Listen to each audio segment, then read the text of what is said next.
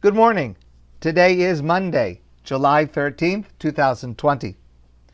I was asked a question, and I'm very grateful for the question. I want to try to respond to the question, and that is, what is the halacha? What is the correct procedure concerning swimming on Shabbos? So first of all, there are two important issues concerning swimming in general. One is there are certain risks involved with swimming, and a person is required, this is one of the areas that we're spending so much time concentrating on, to make sure that their activity is safe and not to do anything that is unsafe. So of course a person should be very careful never to swim without a lifeguard, to follow all warnings, especially at a river or a beach, to follow warnings of riptides and things like that, which God forbid can be tragic, as well as in terms of pools, to make sure that there's a fence and an alarm, especially if there are any children around, but again, just to make sure that complete safety is taken. And then the other point about swimming is that swimming is an activity that is mentioned specifically in the Gemara and the Talmud. The Talmud says that a parent has an obligation to teach their child three things. An obligation to teach Torah, that we understand. An obligation to teach an honest business so that the child will be able to support themselves. And of course, those things can be done either directly by the parent or through proxy, like by school or university or some other way. And a parent has an obligation to teach their child how to swim. Teaching a child how to swim is the obligation of a parent. And clearly the idea is that a child faced with the necessity of having to swim will have that skill. That halacha, that requirement, is actually the basis of a wonderful book. It's called The Blessing of a Skinned Knee by Wendy Mogul. And it's a great book on parenting. I recommend it highly. She has some other books also that I recommend. And the basic concept of the book is largely based on this Talmudic passage that we don't just teach our children stay away from the water. That is one lesson to teach our children. But we also have to teach our children what happens if they are in the water. So simply raising children by avoiding having to deal with problems is not as helpful as raising children to know how to respond to difficulties. So the title, The Blessing of the Skinned Knee, it's much more helpful. A lot of parents try to raise their children never to skin their knee. But it's a much more helpful parenting approach.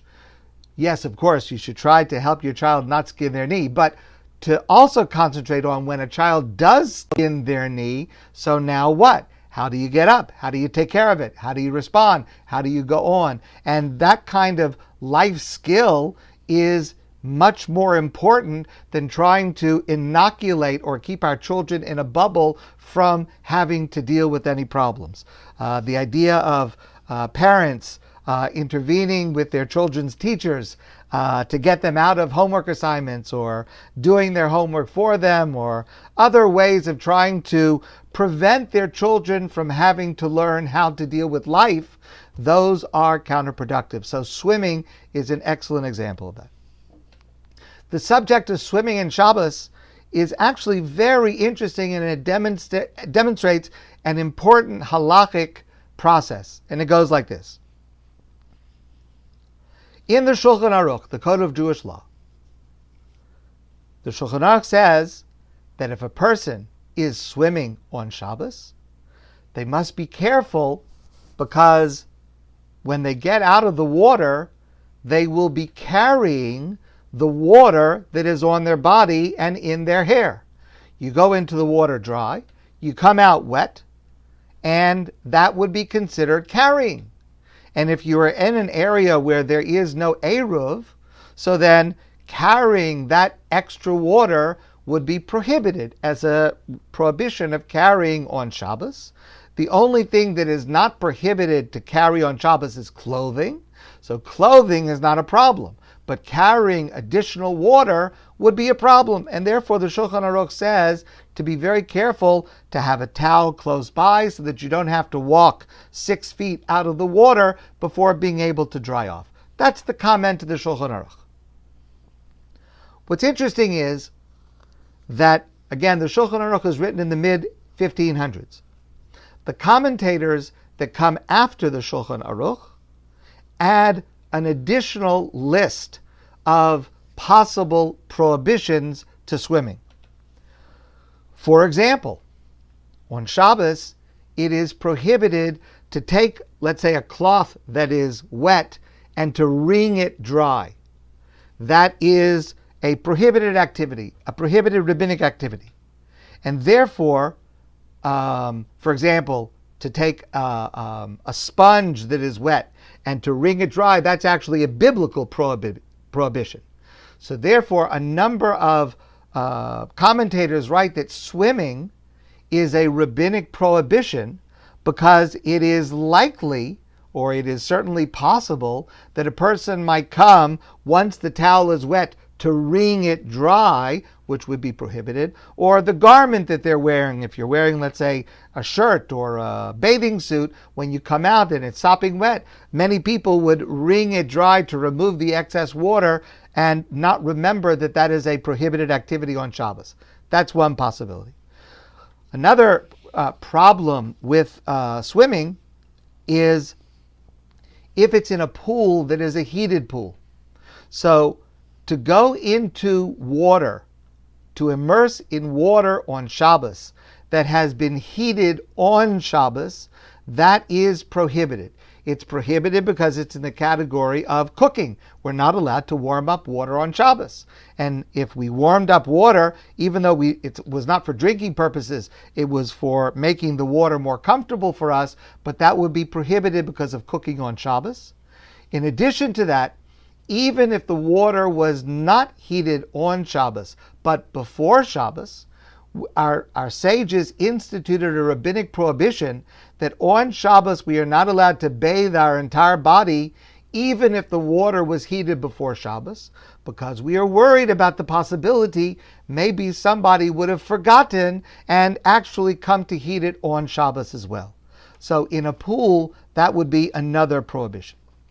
A third area of concern is that in general on Shabbos, a person is not permitted to undergo strenuous exercise. Now this is a little bit of a gray area. A person is allowed to take a walk on Shabbos, but the appropriate Shabbos walk is well conveyed by the Yiddish term a spazier. A spazier is not exercise. You're not raising your heart rate. A spazier, that's Shabbosdik.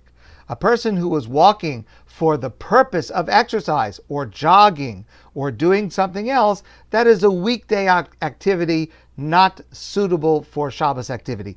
Exactly where do you draw the line between walking for pleasure or to get somewhere or walking for exercise? So each person will have to determine for themselves, and it will be something that only the person themselves will be able to tell.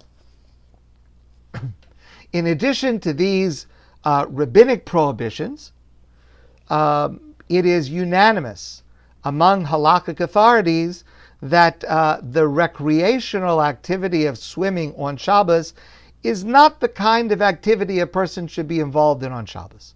And this is a very important category.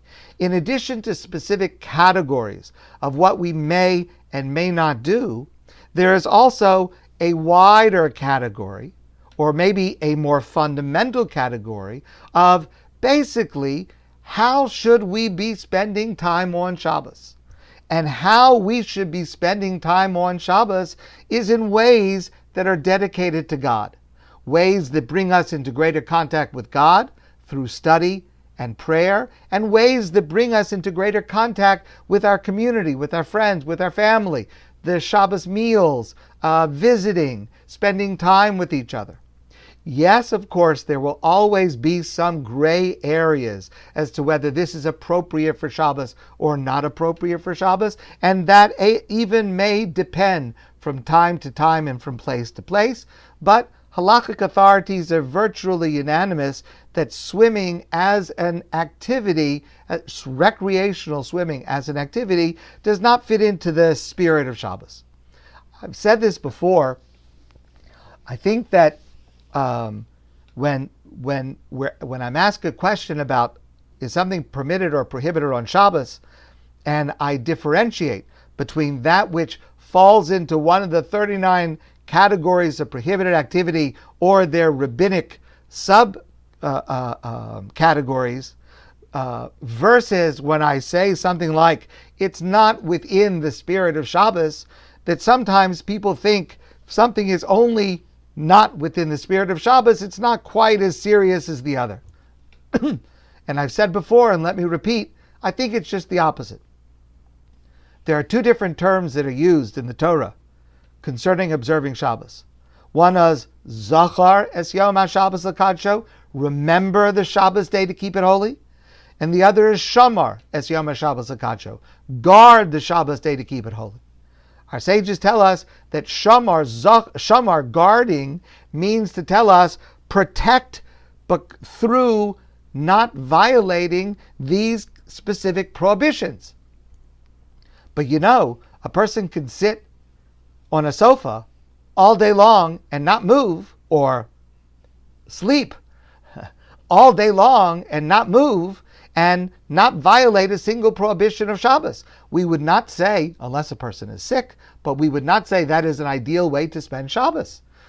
Shamar by itself is not enough. The proper observance of Shabbos also requires Zachar, to be actively engaged in the fact that I'm conscious that it's Shabbos, that it makes a roshem, it has an imprint on my day. The way that I act, the way that I feel, the way that I behave is different on Shabbos than it is in other times. And therefore, the specific prohibitions are actually intermediaries. They are tools that free me from other activities in order to allow me to concentrate on what is really Shabbos appropriate behavior, the ones that I mentioned before. So this is an answer that is not saying that it's any less important than one of the 39 categories. If anything, it's saying that it is more important. The specific rules of 39 categories of prohibited activity, their rabbinic counterparts, those are relatively concrete.